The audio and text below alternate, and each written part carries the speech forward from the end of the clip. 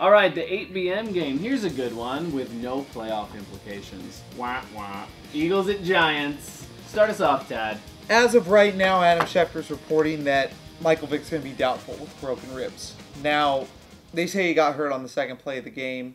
You know, I've watched the game, and he did. You know, I've watched replays of that second play of the game. Doesn't look like he got hurt on that second play of the game, but you know that's just hearsay right now.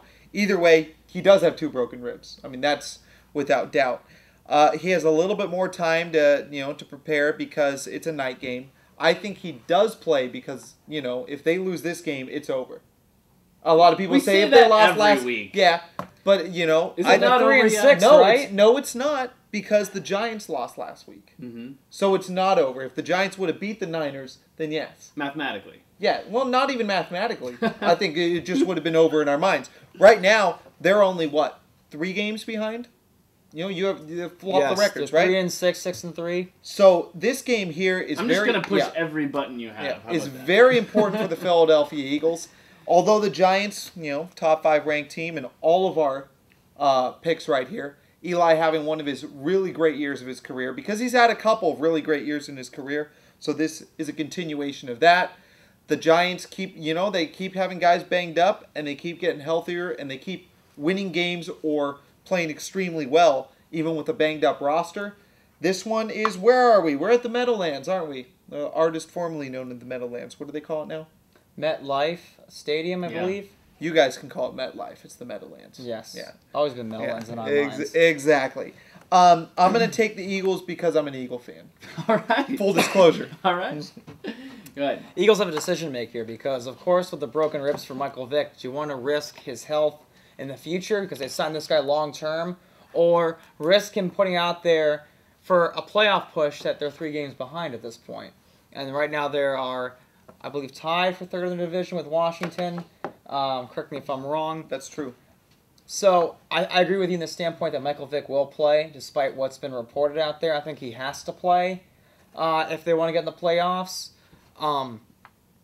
But the Giants just have looked too good as a team. I think their pass rush is going to get to Michael Vick, and they've done it before. They beat him. They beat him up. They've knocked him to the ground. I think they'll do it again early and often in this ball game.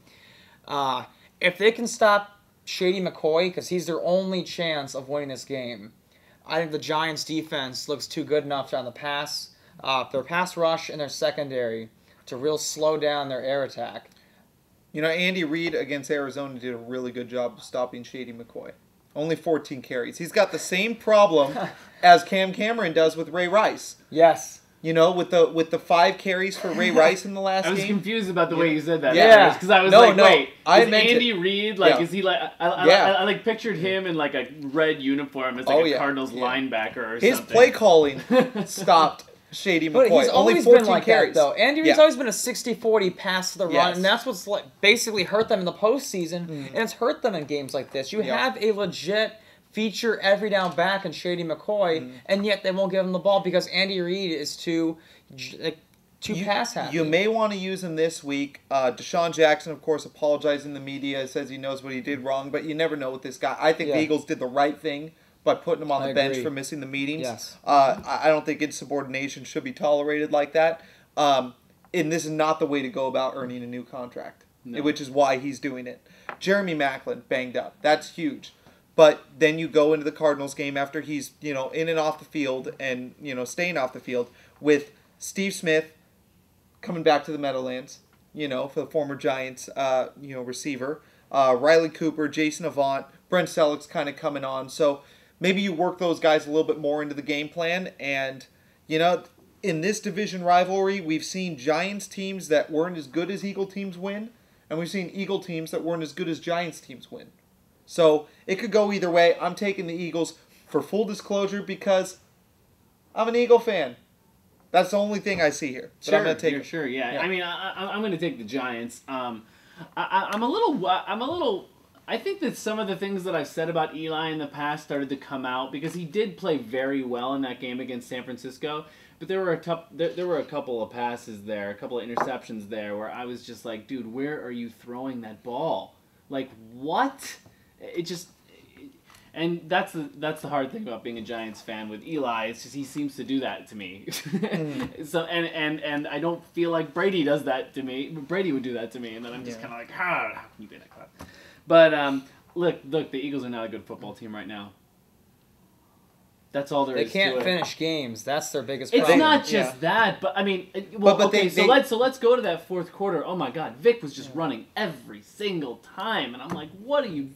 They have had it's more than just not giving the ball to Shane. They have had fourth quarter leads in 5 of their 6 losses.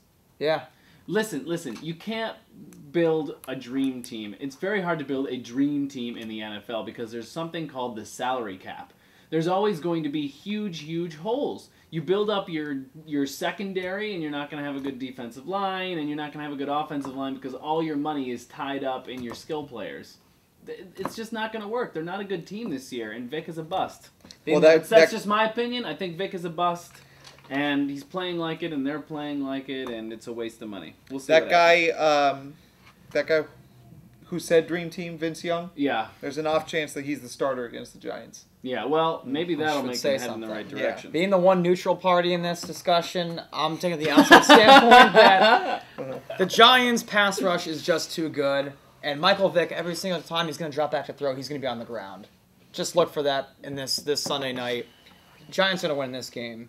And it's going to be close. It's going to be decided by single digits, but that fourth quarter woes are going to come back to haunt them once again.